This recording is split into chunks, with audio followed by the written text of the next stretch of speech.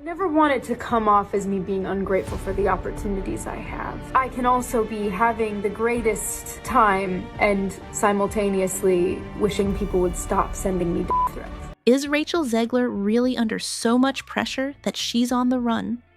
Whispers are growing louder that following the shocking box office failure of Disney's Snow White, the studio is pointing fingers and Rachel's name is front and center. Reports suggest that Disney is demanding a staggering $200 million in compensation from her. So, what exactly did Rachel do, and why is she bearing the brunt of the blame for the film's failure? What would you say to those who are just kind of overly critiquing the film at this point? You've worked so hard on it.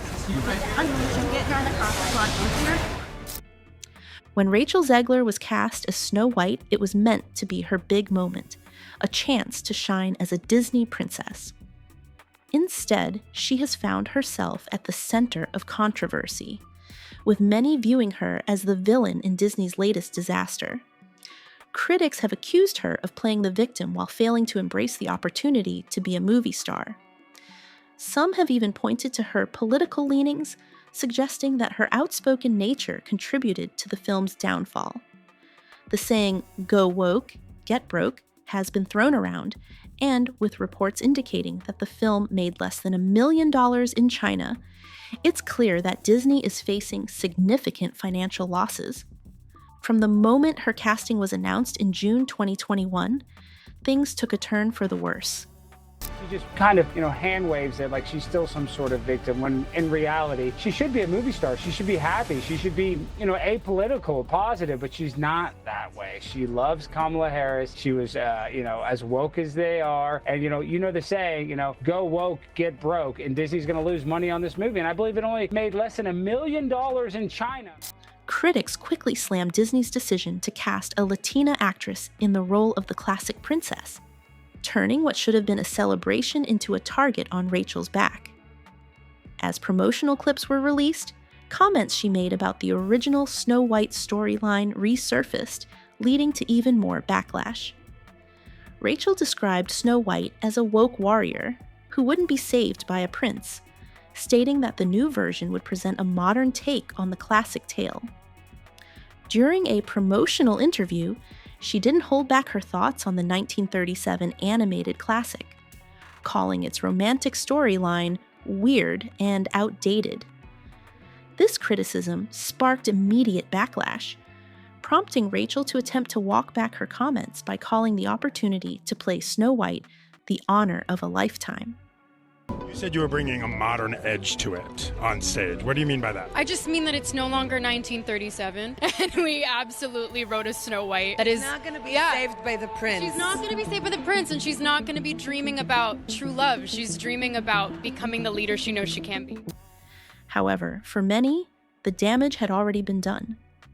As the film's premiere approached, Disney seemed to distance itself from Rachel. The premiere was scaled down to a closed event, with reports suggesting that the studio was unhappy with her. An anonymous source from another studio even claimed that Rachel should not have been cast as Snow White, indicating that the tension surrounding her role was palpable.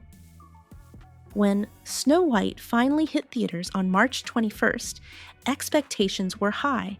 Fans were hoping for a blend of classic Disney magic and a fresh twist, but what they got fell far short. The film opened to a disappointing $43 million domestically, a stark contrast to its reported production and marketing budget of over $350 million. In comparison, other Disney remakes like Aladdin and The Lion King opened to over $100 million, while even Dumbo outperformed Snow White.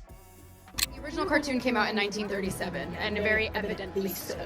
There's a big focus on her love story with a guy who literally stalks her. Weird. We have a different approach to what I'm sure a lot of people will assume is a love story, just because we cast a guy in the movie. Andrew Burnap, great dude. All of Andrew's scenes could get cut. Who knows? It's Hollywood, baby. Critics were equally underwhelmed, with Rotten Tomatoes giving the film a dismal 42% rating and IMDb listing it at a shocking 1.7 out of 10, the lowest score of any Disney remake. While some praised Rachel's performance, others were less forgiving, with Slate calling her acting absolutely abhorrent, and The Guardian describing the entire remake as toe-curlingly terrible. In the aftermath of the film's flop, rumors began circulating that Disney was demanding $200 million in compensation from Rachel Zegler. This shocking claim left many stunned, as it suggested that the studio might hold its lead actress financially accountable for the film's failure. Rachel recently shared a short video on Instagram that left fans concerned. In the clip, she appeared visibly sad and stressed. Disney's Snow White currently sits at a 1.7 out of 10 on IMDb. That is the lowest score of any of the Disney remakes. Her usual vibrant energy replaced by a quiet, reflective tone. Although she didn't go into detail, her body language and expressions hinted at something serious happening behind the scenes. Her words conveyed a sense of heaviness, as if she were on the verge of tears, struggling to maintain composure while delivering her message. While the debate over whether Disney is justified in demanding compensation continues, many are more curious about the reasons behind the film's failure. The truth is that a combination of factors contributed to Snow White's downfall. Gone are the days when audiences flocked to theaters simply because a film was released. With the rise of streaming services, viewers can watch almost anything from the comfort of their homes.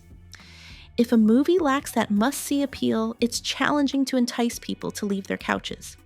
Everyone who hates when I win, the winged victory came to the Louvre in pieces, and people still line up to see her. And I can only hope that despite my flaws, and despite my cracks and my breaks, and there are many of them, that at every premiere and everything I do, people will wait in line to see. Unfortunately, Snow White didn't generate much buzz, and the lack of a solid marketing campaign made it easy for audiences to overlook it. Moreover, Disney's trend of remaking classic films seems to be losing its magic. While previous remakes like The Lion King and Aladdin were box office hits, Snow White failed to bring anything new or exciting to the table. The film attempted to capitalize on nostalgia, but ultimately fell flat, as audiences were not eager for yet another retelling of a classic story. The controversy surrounding casting choices and representation further alienated potential viewers, leading to a lack of interest. But Snow White, right? Yeah. Like you guys watch the movie? No, of course not. It's not for me. I don't rage watch movies. Like, everyone's like, Jeff, I can't wait to hear your opinion on Barbie. I'm like, I know it's not for me. Yeah. I'm not Ben Shapiro. I'm not going to do a 2-hour episode about how I watched a movie I knew I'd hate. As the storm of criticism intensified, Rachel found herself at the center of the backlash. Jonah Platt, son of the film's producer, took to Instagram to label her behavior as narcissistic, accusing her of dragging politics into the promotional tour and jeopardizing the film's success.